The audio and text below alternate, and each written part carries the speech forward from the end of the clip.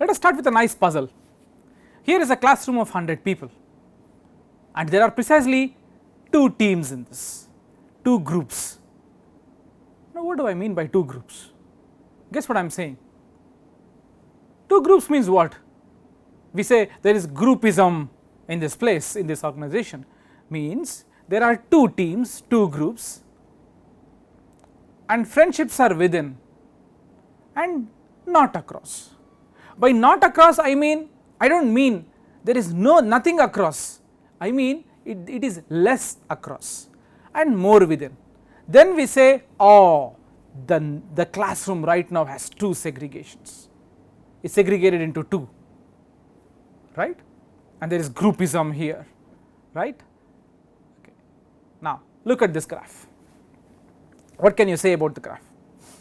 Does this graph have, this is the friendship network of some 50 students. Do you see any kind of what to say, grouping here? Are there 2 groups here? I think no, does not look like there are 2 groups, but probably you are wrong. There are 2 groups here, observe, there are 2 groups there. The way it was shown before to you, you probably did not recognize that there were 2 groups, but actually there were 2 groups. It all depends on how you visualize the graph. I tried visualizing a different way and I see that there are actually 2 groups. The visualization before was very different. That said, there is only one group, it is all in the visualization. In fact, visualization is a separate branch of research in computer science. Anyway, I will not get there, but we will answer this question. Given a network like this, how many groups are there? These groups are called communities. In the language of the subject, it is called communities. So how do you define a community? A community is a bunch of nodes where the connections are a lot within them and a lot less outside. This is technically called, a bunch of nodes is called communities. These nodes, partitioning of a vertex set, basically you have 50 nodes, that is the vertex set, and you classify them as some 20 and 30 or something like that, and you call this partitioning as a valid community partitioning if such a partitioning is such that there is a lot of inter-community edge sparsity and intra-community edge density. Intra means what? Within. Inter means between. So between it is less, within it is more. Then you call such a partitioning of the vertex set as community partitioning. Now let us get back, the network that I showed you, 50 people. We all initially thought there is only one group here, but we realized there is actually 2 groups here. Given a graph G which is input to your computer, how do you find how many groups are there? Maybe there are 2 or maybe more. Why more? I will give you an example. Look at this network. How many groups do you have? 2, 1, observe. If you visualize it properly, you see that there are 3 groups. How do we detect such groups? I will give you a quick answer to it, intuitive answer and also a technical answer to it. 50 people, there is some partitioning here and I need to know what is the partitioning. Is it even easy to answer this? The graph is given to me in the form of, let us say, adjacency list or edge list. What do you mean by this? I just know all the links in the graph. It is given to me in a file, let us say. We have seen these things in our programming assignments, right? Okay. This is how I know the graph. Let us say this way. A is adjacent to B, C is adjacent to D, so on and so forth. There is some complicated graph like this and I see that there are 50 people and these are the links and the links are known to me. Only with this information can I get to know if there are teams here. This is very hard, very hard to solve. It is a lot of computation, a whole lot of computation. In fact, precisely speaking, you may have to, you observe that there are actually around 2 to the 50 possible partitioning of these 50 people. How? Slightly complicated, do not worry about it, trust me. It is 2 to the power of 50 number of partitions. For each partition you must check, is this partition leading to a community? Is there inter community sparsity and intra community density? That is technical language. All I am saying is, are there more edges within and less edges across? Then you say, this is the community, I have found the community, there are 2 communities. There are 2 to the power of 50 cases that you must check, that is a huge number, you probably cannot do it. Is there a easy way out? Yeah, there is a very easy way out, and I will give you the intuition. The intuition is very clear. Assume I gave you all the road network of India. I will give you all the roads connecting 2 points. You must, and I will remove all the names, you do not know which node represents what. Just given the nodes are all regions, let us say towns, cities, villages, whatever, okay, and edges are the roads connecting these 2 places, direct roads connecting these 2 places, okay. So if there is a road that connects 2 points through a region, then you do not put a link between these 2 nodes, you put a link through this node, okay. Let us say a city A and a city B do not have a direct road, but you should pass through C, then you put a link between A to C and then C to B, clear. How do you find out what are the main what are the states here, let us say, of the country? Yeah, states are basically probably communities here, do you see? There are very few roads between the states and a lot of roads within the state. There are very few roads across cities and a lot of roads inside a city. Grab on this sentence.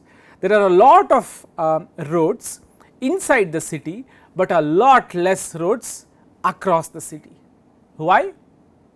You see highways connecting 2 cities, there will not be many roads between any 2 locations of the city. The only way you can get to this location of the city to some other location of some other city is through this highway, correct. These highways act as bridges in connecting 2 cities. If you can identify these highways and remove them, then you get a partition that represents communities. I repeat, in the road network, if you identify the highways, drop these highways, remove them basically from the graph, what is remaining? Remember, you are removing edges, not nodes. In the road network, you have nodes and edges, nodes represent cities, towns, and edges represent roads between them. What you do is you look at the highways and drop these highways, and the resulting network should be, the resulting nodes that you see should be partitioning of the graph. What do you mean by resulting nodes? It results in a disconnected bunch of, you will see a lot of edges within when you remove the highways. They are probably the states or cities. This is basically the intuition behind what I am going to say next. Our puzzle that we are trying to solve is 50 student classroom. How do you detect whether there are groups here or not? You just go on the hunt for highways here. What do I mean by highways here? Of course there are highways here, even in friendship networks. How do you see? These are the edges that connect between these 2 clusters. They act as highways, right? How do you detect them when the graph is not really viewer friendly? It does not tell you the communities when you see it, unless you pluck it out like this, place it like this, and then you see, there, yes, there are 2 teams. These edges, if you can detect and remove them, then you see a disconnected 2 components, component 1, component 2, and then you can say, yes, there are 2 teams. So it all boils down to you detecting these links which act as highways. How do you detect them? So we need to quantify this. How stronger a highway is this road, correct. There is this notion of betweenness that actually does this. So, let us go slowly and let me define what one means by betweenness. Look at this edge in this graph. Take a node from this side and a node from that side. Consider a path connecting these two nodes. You see, it always passes through this red edge, red link, correct? It always passes through this red link. Take some other node this side, some other node that side. You have to invariably pass through this edge if you want to connect, take a connecting path between these two nodes. But when you pick two nodes well within the left side, then you can have a path which connects these two links directly like this, correct. Now, betweenness of an edge is defined as the total number of paths that go on it. This is a very dumb definition. A very rigorous definition is slightly mathematically involved. All it says is the total number of paths that pass through this edge, the total number of shortest paths that pass through this edge versus the total number of shortest paths between two vertices. What do I mean by this? Betweenness of an edge E is defined as sigma st of V divided by sigma st. This fraction means what? You consider basically a path from S to T, okay? You take a path from S to T and you see if edge E is coming on it.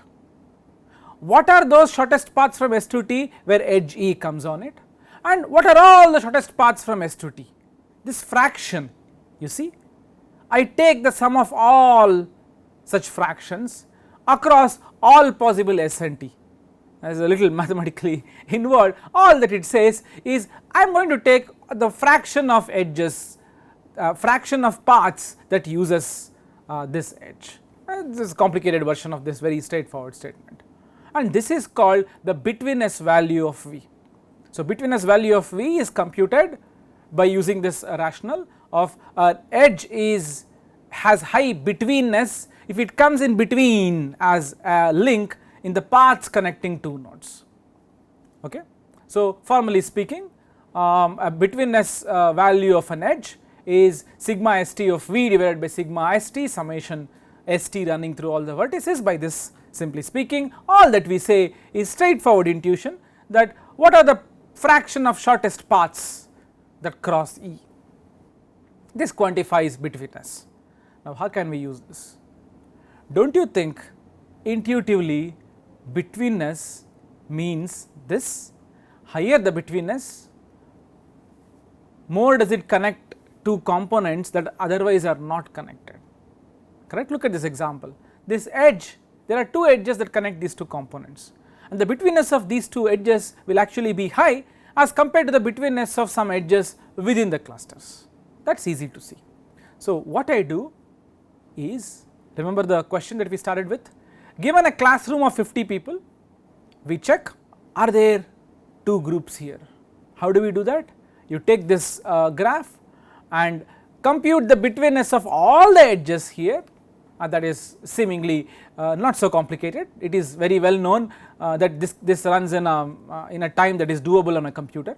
It does not take 2 to the power of 50 computations, it can be done much faster. I do this and I find out the betweenness values of all the edges, and then look at those edges that have high betweenness. I observe that these two edges have high betweenness, and what I do is I remove these two edges and I observe that the graph becomes disconnected. When the graph becomes disconnected, it has two components, and these two components are the two groups in the classroom. So, we can find out what are the communities by looking at high betweenness edges.